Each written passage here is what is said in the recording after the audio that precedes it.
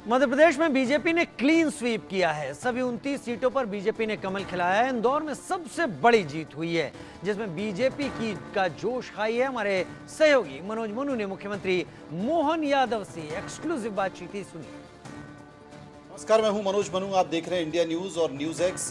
बात कर रहे हैं 2024 लोकसभा चुनाव के परिणाम की। लोकसभा चुनाव के परिणाम में मध्य प्रदेश ने एक बड़ी उपस्थिति दर्ज की है। 29 में से 29 सीटें मध्य प्रदेश की आई हैं और जिसका जिक्र देश के प्रधानमंत्री नरेंद्र मोदी ने भी कहा कि क्लीन स्वीप हुआ है। मोहन जी हमारे साथ हैं, मध्य प्रदेश के मुख्यमंत्री हैं। मुख्यमंत्री बनने के साथ ही चुनाव में लग गए थे।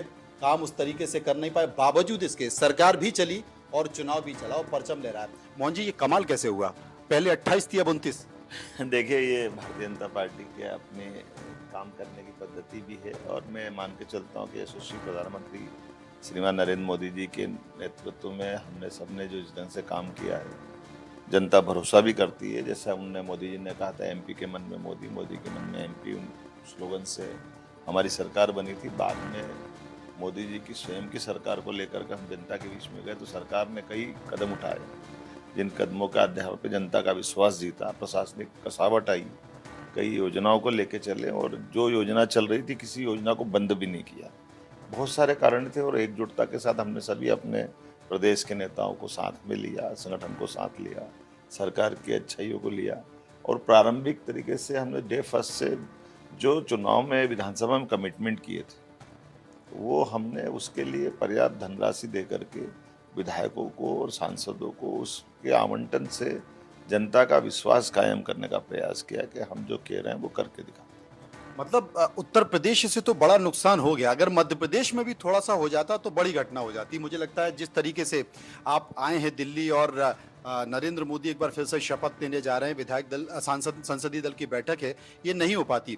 लेकिन कौन से वो मुद्दे थे जो उत्तर प्रदेश में काम नहीं कर पाए और मध्य प्रदेश में कर? अब मैं मध्य प्रदेश की बात कहूँगा। मुझे लगता है कि उत्तर प्रदेश से तुलना मध्य प्रदेश की करना बेईमानी होगी। हमारे राज्य से वो कई गुना ज़्यादा बड़ा है, आबादी में भी 3-4 गुना बड़ा है, सीटें भी 80 है, हमारे यहाँ 29 सीटें हैं। स्वाभाविक रूप से उनकी अपनी अलग स्थिति है और ये हमारा भाजपा का संगठन मनुष्यों का संगठन है। इस नाते से हम सब विश्लेषण उसकी बाद में करेंगे, लेकिन अब जो परिणाम आया मैं मध्य प्रदेश पे ही फोकस रहना चाहूँगा ज़्यादा। 11.5 लाख, 8 लाख, 5.5 लाख, 4 लाख, मतलब क्या है? क्या ये मध्य प्रदेश क्या है? मध्य प्रदेश गजब है। मध्य प्रदेश पे माननीय मोदी जी का प्रेम है और मोदी जी के प्रति मध्य प्रदेश का प्रेम है। हमारी सरकार ने काम किया, संगठन ने काम किया। जब दिल खोल के काम करते हैं तो बाबा महाकाल का आशीर्वाद आता है। महाकाल का आशीर्वाद आ गया। एक संकेत निकल कर आया, गठबंधन की सरकार बन रही है। गठबंधन की सरकार होना और पूरी तरह से बीजेपी की सरकार होना चुनौतियां हैं क्या?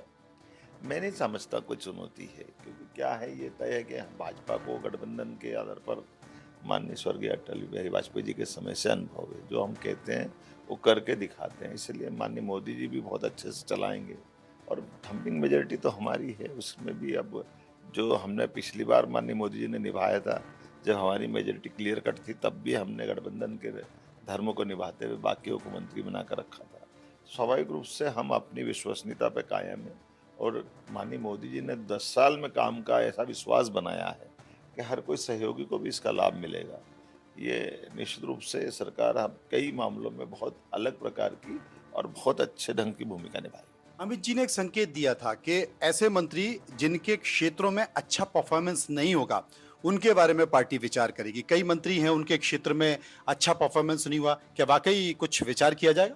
देखिए, अब ये तो संगठन की अपनी रचना रहती है, सरकार की व्यवस्था रहती है। हम सब ये भी देखेंगे कि इन सारी बातों के आधार पर जितना अच्छा हो गया उससे आगे और अच्छा करें, क्योंकि यही तो टारगेट है और ये संगठन की जीवंतता की पहचान है कि हम अपने कामों को लेकर लगातार ऑब्जर्व करते रहें, उसके रिजल्ट से, निष्कर्ष से आने वाले समय में सबक लेकर के और अच्छा करने का प्रयास करें। सरकार एनडीए की बन रही है, प्रधानमंत्री नरेंद्र मोदी बन रहे हैं, लेकिन इंडिया गठबंधन भी ठीक ठाक उपस्थिति में आया है।